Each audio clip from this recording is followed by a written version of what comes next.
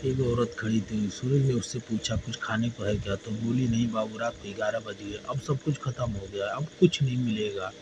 तब को सुनकर सूरज का चेहरा लटक गया, क्योंकि भूख के मारे उसका बुरा हाल था। लेकिन अब खाने में कुछ नहीं मिलने वाला है। तो वो हताश होकर वहाँ से चल दिया। औरत आसपास कहीं कुछ मिलता है क्या तो देखने लगा, लेकिन 11 बजे तक सारी दुकानें बंद हो चुकी थी। उस रात सूरज को शहर की सच्चाई समझ आई कि हाँ, जीना आसान है, लेकिन जिंदा रहना है तो जूझना ज़रूरी है। उसी उधर भटक रहा था, और वो औरत जिसका नाम ईशा था, वो दूर से ही देख रही थी। थोड़ी देर बाद उसने सूरज को आवाज़ दी, अरे बाबू, इधर आओ। तो सूरज को उसके पास गया और ईशा ने कहा, ठीक है, मैं तुम्हारे लिए कुछ बड़ा पाव बना देती हूँ। इस पर सूरज ने फौरन कहा, हाँ प्लीज़ बना दो ना, आपका बहुत बड़ा एहसान होगा। वो ईशा को बड़ा पाव के ठेले पर पास खड़े हो गया। फिर ईशा ने बंद किया हुआ गैस फिर से चालू किया। ईशा ने कढ़ाई में तेल डाला और वो गर्म होने के लिए कुछ मिनट इंतजार किया है। इसी बीच उसके बेसन घोलकर पाव डुबोकर तब सूरज की हालत इतनी खराब थी कि खड़े रहना भी मुश्किल हो रहा था। फिर भी वो किसी तरह हिम्मत जुटाकर खड़ा रहा। ईशा ने फटाफट दो बड़ा पाव उसके हाथ के साथ दो मिर्ची कागज में लपेटकर सूरज को दे दिया।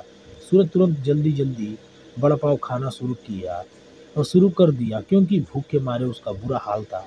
उसे ऐसा महसूस हो रहा था जैसे सारी ताकत ही खत्म हो गई हो। लेकिन वड़ा पाव खाने के बाद उसके शरीर में थोड़ी जान आई और पेट भरने को कुछ राहत मिली। तभी ईशा वहीं खड़ी थी। सूरज ने फिर पूछा, एक और मिलेगा क्या? ईशा ने हंसकर जवाब दिया, हाँ क्यों नहीं। इसने फिर दो वड़ा पाव तले और दो मिर्ची कागज में लपेटकर सूरज को दे दी।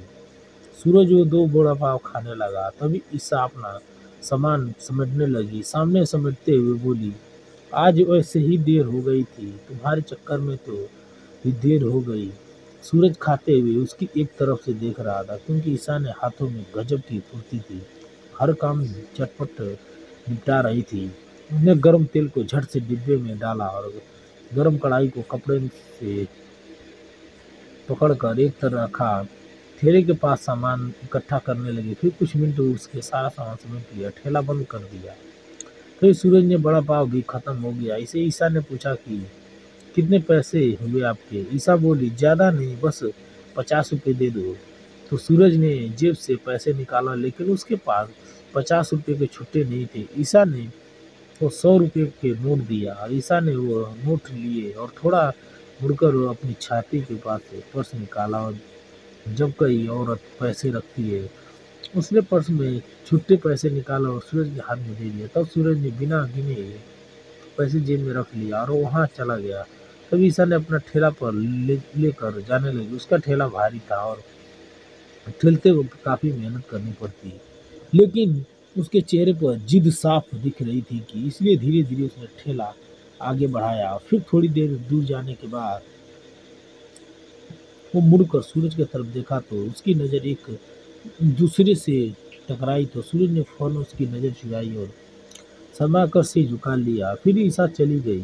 सूरज रात के लिए ठिकाने की तलाश में भी भटकने लगा। भटकते हुए वो वापस रेलवे स्टेशन पहुंचा। उसी बीच पर जाकर बैठ गया। वो वहाँ पिछली रात सोया था। आसपास काफ़ी हलचल थी, क्योंकि ट्रेन आने वाली थी। इससे भीड़ गई बढ़ गई थी। थोड़ी देर में ट्रेन आ गई और लोग इसमें चढ़ गए। ट्रेन चली गई। फिर स्टेशन शांत हो गया। सूरज को बेंच पर ही नींद आ गई।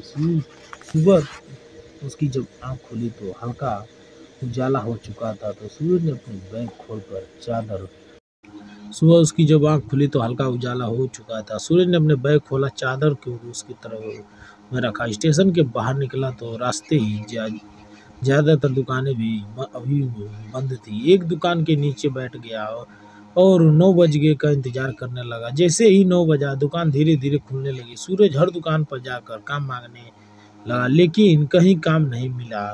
लेकिन भूखे ही फिर सताने लगी। तो वो छोटे से ढाबे पर गया और पेट भर खाना खाया। पेट भरने के बाद जब बिल देने वाला काउंटर पर गया तो जेब में हाथ डाला तो लेकिन उसके पर्स गायब था। तो वो घबरा गया। फिर दूसरी जेब में देखा तो फिर बैग में देखा था लेकिन पर्स कहीं नहीं मिला। इसके याद आ गया कि शायद रात को ही उसका पर्स चोरी हो गया होगा। तब उसका दिल जोर जोर से धड़कने लगा। तब ढाबे के काउंटर पर खड़े होकर काउंटर से, साहब मेरा पर्स खो गया है, मैं पैसे नहीं दे सकता। तो काउंटर ने गुस्से को बोला, भाई ये नाटक मत करो, तुम बिल 80 रुपये है, जल्दी पैसे दे दो और निकलो, क्योंकि ऐसी नाटक करने वाले बहुत देखा है। लेकिन सूरज ने मैं तो किया क्या साहब, सचमुच मेरा पर्स खो गया है, मैं कल पैसे लाकर उसके 60 रुपये दे दूंगा।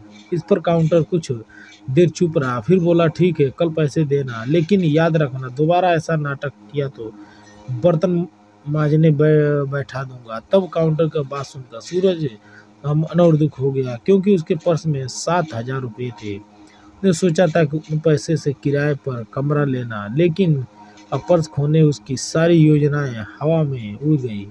अब सूरज सारा दिन इधर उधर भटकता रहा, काम की तलाश करता रहा, लेकिन काम नहीं मिला। तभी सूरज को याद आया कि कल जहां उसे ट्रक का माल उतारने गया मिला था, वहां फिर से जाकर देखना चाहिए। तो इस पर जगह पहुंचा, लेकिन वहां सट्टा पसर हुआ था, क्योंकि नजर नहीं आ रहा था। तभी कोने में सीढ़ियों पर प्रदीप बैठा दिखा। सूरज ने उसके पास गया तो बोला, भाई कल मुझे यहाँ ट्रक का माल उतारने का काम मिला था, आज भी कुछ काम मिलेगा क्या? प्रदीप ने जवाब दिया, अरे भाई रोज रोज वैसा काम नहीं मिलता है, लेकिन कल मालिक का ट्रक फिर आएगा।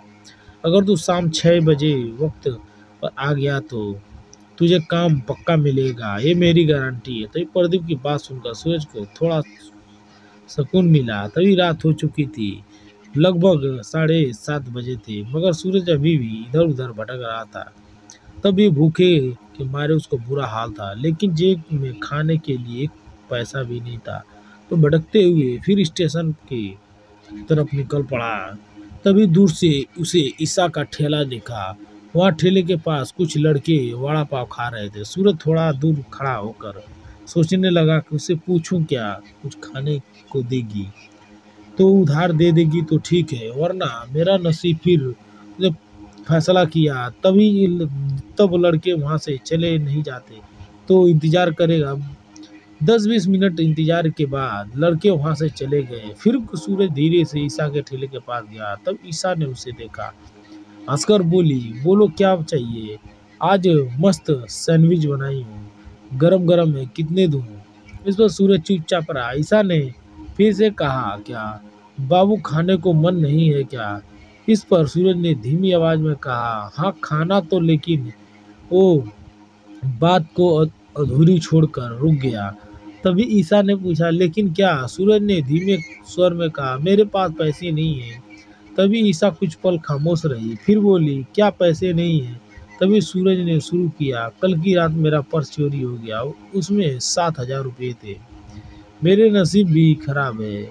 सुनकर ईसा कुछ देर चुप रही, फिर बोली, ठीक है बताओ क्या खाओगे तुम? सूरज थोड़ा शर्माया और फिर बोला, मैं आपके पैसे जरूर लौटा दूंगा, ऐसा नहीं है कि फोकट में खाऊंगा, पैसे नहीं दूंगा। इस बार ईसा गाल में हंसते हुए बोली, मुझे पता है तुम परेशानी में हो, लेकिन टेंशन मत लो, पैसे दिए ठीक नहीं है, नहीं दिया तो कोई बात नहीं, अब बोलो क्या? ईसा का इतना बड़ा दिल देखकर सूरज का मन भर गया आया। उसने 2 सैंडविच और 2 वड़ा पाव। वैसे ईसा के हाथ में बने सैंडविच का बड़ा पाव और चटनी की स्वाद गजब था, लेकिन इसलिए सूरज ने चटपट सारा खाना खत्म किया, कागज कूड़ेदान में फेंका। फिर ईसा को भरोसा दिलाते हुए कहा, मैं आपके पैसे कल नहीं तो परसों जरूर दूंगा। इस पर ईसा हंसकर बोली, हाँ कोई बात नहीं, मुझे इतनी इंसानियत तो बाकी है कि ईसा की इस ममता में सूरज का दिल पिघल गया। इस रात पहली बार लगा कि इस शहर में अभी भी अच्छे लोग बचे हैं। फिर ईसा ने पूछा, तुम्हारा पर्स कहाँ चोरी हुआ? तो सूरज ने बताया, कल रात मैं स्टेशन पर सोया था, मेरा पर्स चोरी हो गया। फिर ईसा ने पूछा, तो तुम इस शहर में नए नए आए हो क्या? इस पर सूरज ने कहा, हाँ जी, मैं काम के तलाश में आया हूँ, लेकिन 3 दिन हो गए, कहीं काम नहीं मिला। अब तो थोड़ा रुका, फिर बोला, मेरा ज़्यादा पढ़ाई लिखाई भी नहीं है, इसलिए किसी अच्छे ऑफिस में नौकरी मिलना तो नामुमकिन है। इस पर बड़े ध्यान से उसकी तरफ सुनी, और तब रात को करीब 10 बज चुके थे, इसलिए ठेले पर कभी कार लोग आ रहे थे, खाकर चले जा रहे थे, लेकिन सूरज वहीं खड़ा था। शायद अब ईसा को घर जाने का वक्त हो गया, तो ठेला समझने लगी और धक्का देकर जाने लगी, कोशिश करने लगी। तभी सूरज ने अमरता से कहा, अगर ठेले को धक्का देने आपको दिक्कत हो रही है तो आपकी इजाज़त हो तो मैं मदद कर सकता हूँ। इस पर ईसा थोड़ी हंसी और बोली, नहीं नहीं, मुझे रात को आदत है, मैं धीरे धीरे इसे घर ले चली जाऊंगी। तभी सूर्य ने देखा तो इतने मेहनत का काम कर रही थी, लेकिन उसके चेहरे पर थकान नामोसिन निशान नहीं था। वैसे देखकर बड़ा ताजुब था कि ईसा गुनगुनाते हुए लगी। सूर्य ने फिर कहा, अगर आप चाहे तो सचमुच मदद कर सकता हूँ। और ईसा थोड़ा सोच पर पड़ गई, फिर बोली, ठीक है, चलो। हम दोनों मिलकर ठेले को धक्का देने लगे। इसमें रास्ता बताती जा रही थी और सूरज उसके कहे मुताबिक ठेला ले जा रहा था। आगे बढ़ने पर ईसा ने कहा, बस यहीं रुक जाओ। सूरज रुक गया, शायद यही ईसा का घर हो। तभी उसने बाईं तरफ इशारा करके कहा, हाँ यही रहती हूँ। तब सूरज ने उसके घर की तरफ देखा तो वो घर सादा सा था। दोनों ने ठेले दीवार के पास खड़ा किया, फिर ईसा ने उसने एक कपड़े से ढक दिया। तभी सूरज बोला, मैं अब चलता हूँ। ईसा ने कहा, ठीक है। फिर सूरज पीछे मुड़कर जाने लगा। कुछ कदम चला ही था, ईसा ने आवाज दिया, अरे बाबू जरा रुको। तो सूरज ने पीछे मुड़कर देखा तो ईसा हाथ से इशारा करके उसे बुला रही थी। वो वापस उसके घर के पास गया। तभी ईसा दरवाजे पर खड़ी थी। उसने कहा, तुम पहली बार मेरे घर आए हो, कम से कम चाय तो पीकर जाओ। इस पर सूरज ने बोला, नहीं नहीं, बहुत देर हो गई। लेकिन ईसा ने फिर जिद किया, अरे आओ ना, जाओ ना। तब उसकी जिद के आगे सूरज का दिल मान गया। फिर वो घर के अंदर गया, एक कुर्सी पर जाकर बैठ गया। फिर सूरज को इधर उधर उसका नजर दौड़ा तो ईसा का घर बस एक छोटा सा कमरे था। इसके एक पलंग था, कुछ जरूरी सामान रखी हुई थी।